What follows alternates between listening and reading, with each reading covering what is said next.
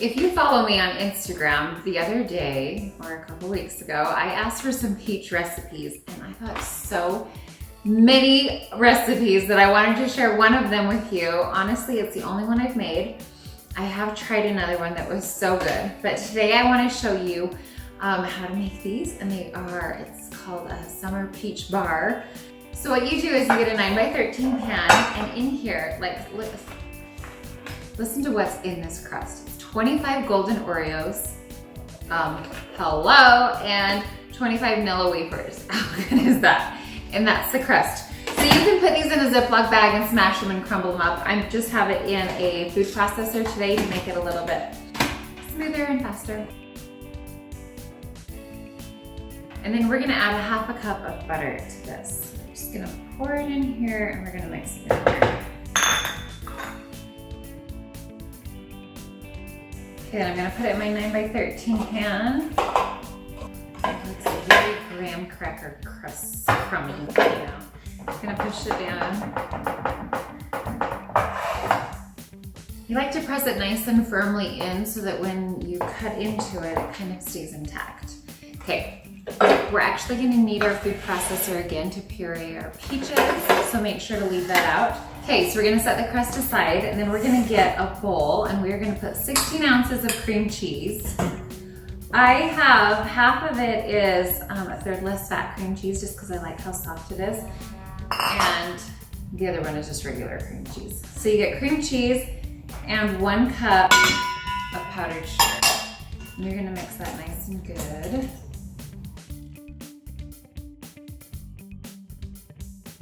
Okay, it's nice and mixed now. Now I'm gonna add 8 ounces of Cool Whip. I am a pure whole whipped cream fanatic, but some things are just fine with the Cool Whip. A lot of times you're gonna wanna fold this in, but because it's so thick, we're just gonna mix it with the mixer.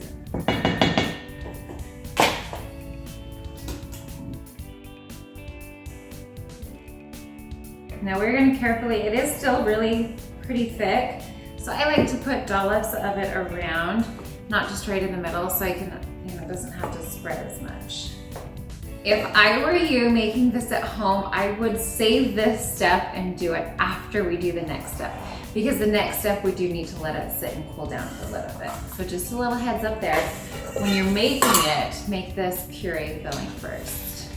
Okay, for this next step, you're gonna need 2 cups of pureed peaches. So I like to get my really squishier ones, and I'm just gonna peel all of these and put them in my food processor. I'm gonna keep doing peaches, but for this sauce, what you do is you add 1 cup of sugar, granulated sugar, and then you wanna add this is 3 tablespoons of cornstarch. You wanna add that to your sugar before you add any liquid and just give it a little stir. If you add the cornstarch after you add the liquid, it ends up being lumpy, and it can go away, but it's just better to just give it a quick stir before. Then we want a half a cup of water, and then we're gonna do the 2 cups of pureed peaches, and we're gonna bring that to a boil. And with cornstarch, it starts to thicken as soon as it starts to boil. So the boiling makes it thicken, and then it will also turn more transparent of a color. So you wanna boil it maybe like 1 or 2 minutes after that to cook out the starchiness from the cornstarch. Okay, let's hope that this is 2 cups. Cross your fingers.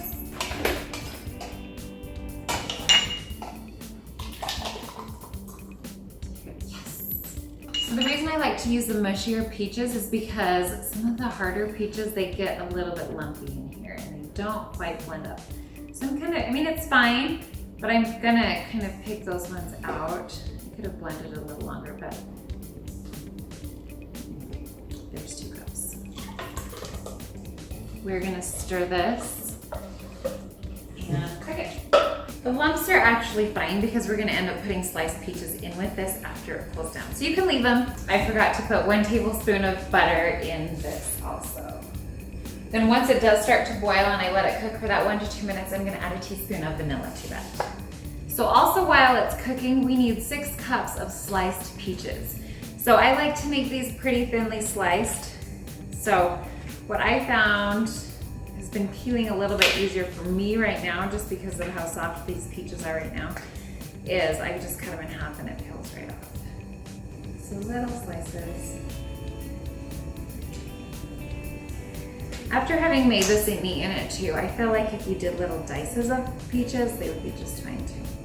A little trick I did with these peaches is when I brought them home, I put them in a bowl, a big bowl with about 1/2 cup of vinegar in it.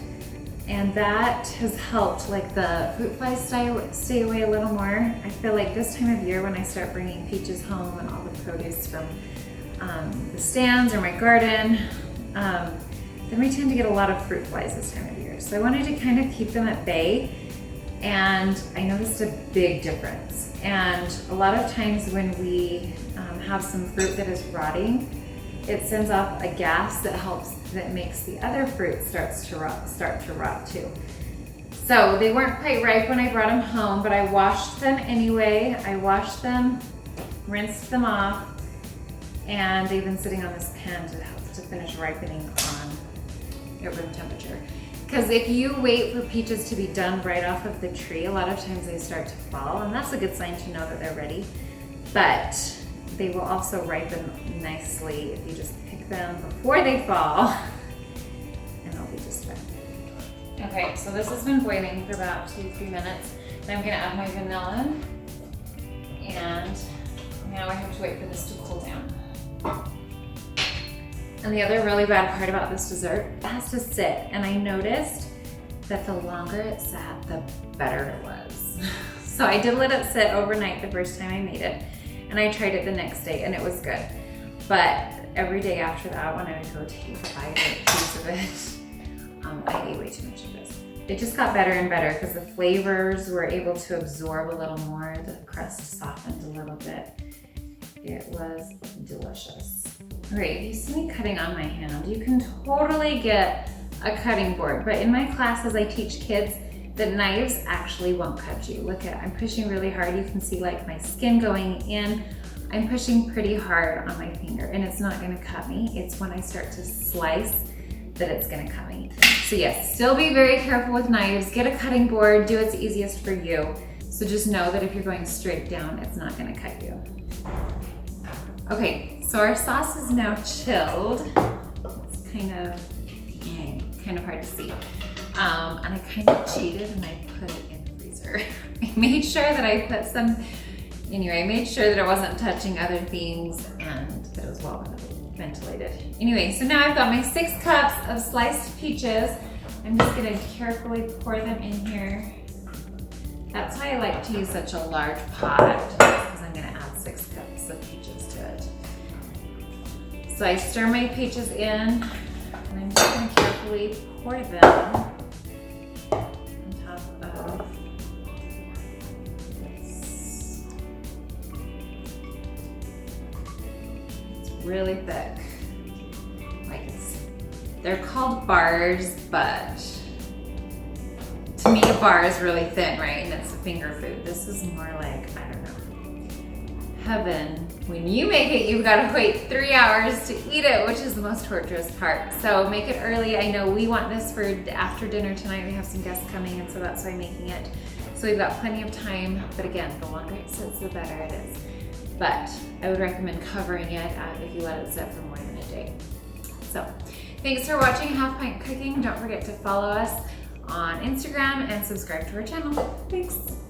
I forgot to mention that if you have a peach recipe that you think I should try, please share it with me. You can email me at stacy@halfpintcooking.com or send a link on Instagram or Facebook.